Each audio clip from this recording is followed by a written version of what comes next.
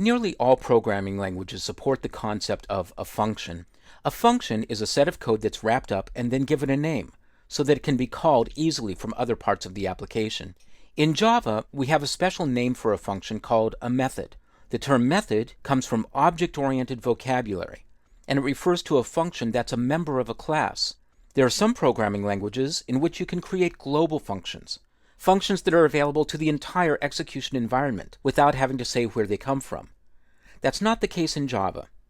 In Java, every function is a member of a class, and so we always use the term method. I've described the use of the main method in applications that run from the console. As you start up an application from the command line, the Java virtual machine looks for a method called main, which has these characteristics: public, static, and void, and accepts an argument that's an array of strings. You can create as many of your own custom methods as you want to, but again, every method must be defined within a class. I'm going to define my own custom method and describe each part of the declaration as I go along. When you declare a method, the first thing you typically provide is called the access modifier. You can use one of three terms: public, private, or protected. Public means that the method is available to the entire application, or at least to any part of the application that can see the class itself. So if the class is public and the method is public, then it can be called from anywhere. Private is the opposite. The method is only available to code within this class. Protected has to do with inheritance. A protected method is available to the current class and to any of its subclasses. And there's one other kind of access, which happens when you don't declare an access modifier at all.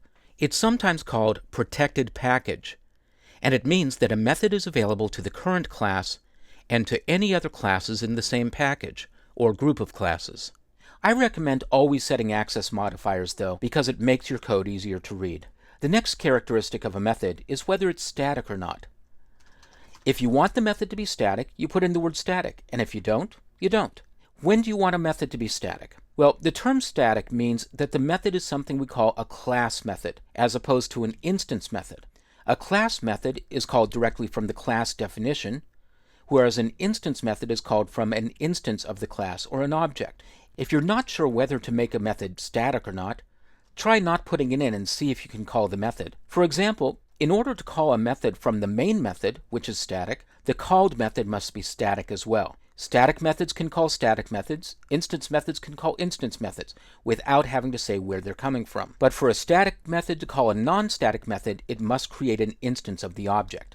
I want to call this method very easily, so I'll make it static, and then I'll be able to call it from the static main method. Next, you declare the return type. The term void means I'm not returning anything. Unlike some languages, Java requires a declared return type. Now you type in the name of the method you want to create. I'll name my method doSomething. It's important to follow the right conventions when you name your methods and variables. You follow the same convention as for variables. The initial character must be lowercase, or other Java developers will think you don't know what you're doing, and it must be an alphabetical character, not numeric.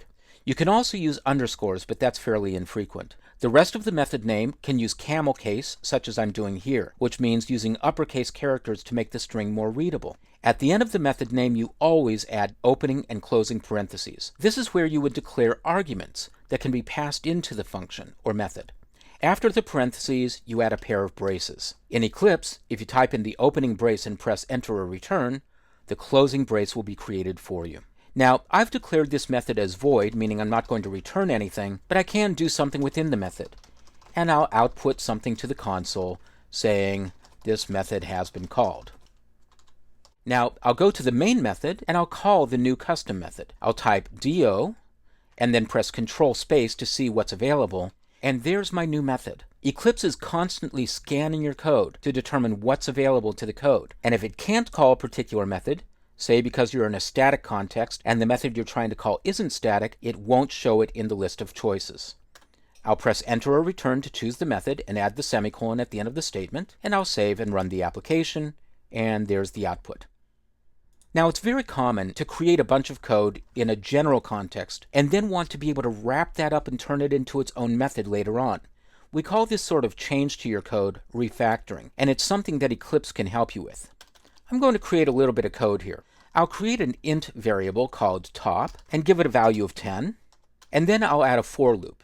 I'll type FOR, press Control Space, and then enter a return to iterate over the array. I'll press Tab, and I'll change the value that I'm iterating on from args.length to top. And then within the for loop, I'll output system.out.println, and then the value is, and then I'll append I. I'll save and run the application, and there's my finished code. Okay, let's take this code and wrap it up in its own method. I'm going to select the code that I want to put into its own method, and then I'll go to the menu and choose Refactor Extract Method. The Extract Method dialog asks me what I'd like to name this new method, and I'll call it LoopMe.